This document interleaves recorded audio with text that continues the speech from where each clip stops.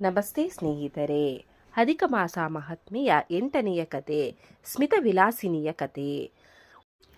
ಈ ಕಥೆಯನ್ನು ಪದ್ಮಪುರಾಣದಲ್ಲಿ ಹೇಳಲಾಗಿದೆ. ಅದೇನೆಂದು ತಿಳಿದುಕೊಳ್ಳೋಣ ಬನ್ನಿ. ಒಬ್ಬ ಅಪ್ಸರೆ ಮಹಾರೂಪಸಿ, ಹೆಸರು ಸ್ಮಿತವಿಲಾಸಿನಿ.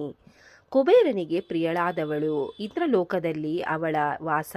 ಒಮ್ಮೆ ಅವಳು ಕ್ರೀಡೆಗೆಂದು ಸಖಿಯರೊಂದಿಗೆ ಕೂಡಿ ಸ್ವರ್ಗಲೋಕದಿಂದ ಕುರುಕ್ಷೇತ್ರಕ್ಕೆ ತೆರಳಿದಳು. ಅಲ್ಲಿ ವಿಹರಿಸುತ್ತಾ ಅನೇಕ ಪುಷ್ಪಗಳನ್ನು ಆಯ್ದು ಒಂದು ಮಾಲೆಯನ್ನು ಕಟ್ಟಿದ್ದಳು. ಆ ವೇಳೆಗೆ ಅಲ್ಲಿಗೆ ದುರ್ವಾಸ ಮುನಿಗಳು ಆಗಮಿಸಿದರು. ಅವರು ಬರುತ್ತಿದ್ದಂತೆ ಇವಳ ಸಖಿಯರೆಲ್ಲ ಭಯದಿಂದ ದೂರಕ್ಕೆ ಧಾವಿಸಿದರು. ಸ್ಮಿತವಿಲಾಸಿನಿಯು ಮಾತ್ರ ಅವರ ಬಳಿಗೆ ತೆರಳಿ ತಾನು ಕಟ್ಟಿದ್ದ ಮಾಲೆಯನ್ನು ಅವರ ಕೊರಳಿನಲ್ಲಿ ಹಾಕಿಬಿಟ್ಟಳು. ಕೋಪಗೊಂಡ ದುರ್ವಾಸರು ಅವಳನ್ನು ಪಿಶಾಚಿಯಾಗು ಎಂದು ಶಪಿಸಿದರು. ತನ್ನ ಅಪರಾಧಕ್ಕಾಗಿ ಮರುಗಿ ಬಹಳವಾಗಿ ಕೇಳಿಕೊಂಡಾಗ ಅವರು ವಿಶಾಪ ನೀಡಿದರು. ನೀನು ಪಿಶಾಚಿಯಾಗುವುದು ನಿಶ್ಚಿತ. 4 ಯುಗಗಳು 1000 ಬಾರಿ ಕಳೆದ ಮೇಲೆ ಮಹಿಸಾಗರ ಸಂಗಮದಲ್ಲಿನ ಕುಮಾರ್ಯ ಎಂಬ ಕ್ಷೇತ್ರದಲ್ಲಿ ಯಜ್ಞವಲ್ಕ್ಯರ ವಂಶದಲ್ಲಿ ಜನಿಸಿದ ಒಬ್ಬ ತಪಸ್ವಿನಿ ಅಧಿಕ ಮಾಸದಲ್ಲಿ ಸ್ನಾನಕ್ಕೆಂದು ಆಗಮಿಸುವಳು.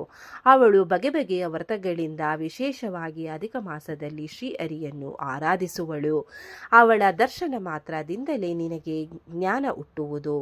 ನೀನು ಅವಳನ್ನು ಪ್ರಾರ್ಥಿಸಿಕೋ. ಅವಳು ಕರುಣೆಯಿಂದ ನಿನಗೆ ಒಂದು ಅಧಿಕ ಮಾಸದ ಫಲವನ್ನು ನೀಡುವಳು. ಅದರಿಂದ ನೀನು ಈ ಶಾಪದಿಂದ ಬಿಡುಗಡೆ ಹೊಂದುವಿ.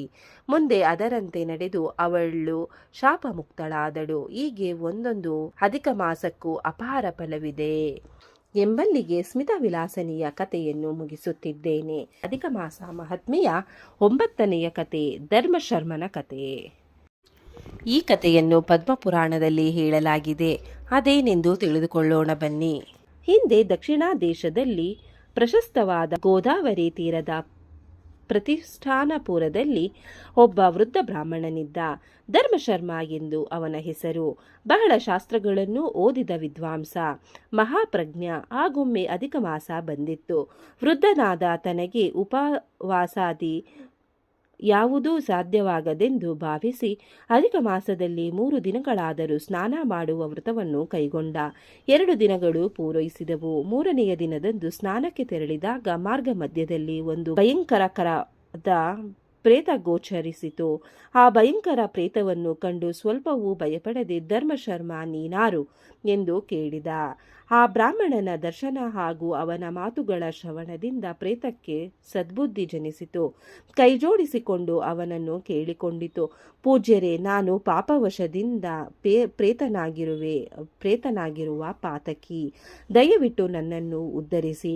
ಅವನ ಮೇಲೆ ಕೃಪೆ ತೋರಿದ ಧರ್ಮಶರ್ಮನ ಅವನ ಪ್ರೇತ ಜನ್ಮಕ್ಕೆ ಕಾರಣವನ್ನು ಕೇಳಿದ.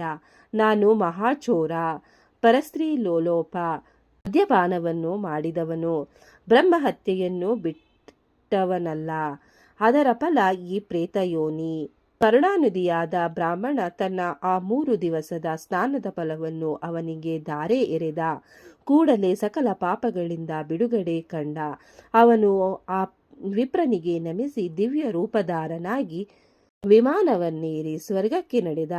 3 ದಿನದ ಅಧಿಕ ಮಾಸದ ಸ್ನಾನ ಫಲವೂ ಸಹ ಎಷ್ಟು ಅದ್ಭುತವಾದದ್ದು ಎಂಬಲ್ಲಿಗೆ ಧರ್ಮಶರ್ಮನ ಕತೆ ಮುಕ್ತಾಯಗೊಂಡಿತು. ಈ ಅಧ್ಯಾಯವನ್ನು ಓದಿದವರಿಗೂ ಕೇಳಿದವರಿಗೂ ಶ್ರವಣ ಮಾಡಿದವರಿಗೂ ಆ ಭಗವಂತ ಒಳ್ಳೆಯದನ್ನು ಮಾಡಲಿ. ಓಂ ನಮೋ ಭಗವತೆ ವಾಸುದೇವಾಯ ನಮಃ. ವಿಡಿಯೋ ನೋಡಿಕ್ಕೆ ಎಲ್ಲರಿಗೂ ಧನ್ಯವಾದಗಳು. ನಿಮಗೆ ಈ ವಿಡಿಯೋ ಇಷ್ಟ ಆಗಿದ್ರೆ ಪ್ಲೀಸ್ ಒಂದು ಲೈಕ್ ಮಾಡಿ. ನೆಕ್ಸ್ಟ್ ಇನ್ನು ಜಾಸ್ತಿ ವಿಡಿಯೋ ಹಾಕ್ತೀವಿ. ಹಾಗೆ ನಿಮ್ಮ ಫ್ರೆಂಡ್ಸ್ಗೆ ಶೇರ್ ಮಾಡಿ ಮತ್ತೆ ಸಬ್ಸ್ಕ್ರೈಬ್ ಮಾಡಿ. Thank you very much.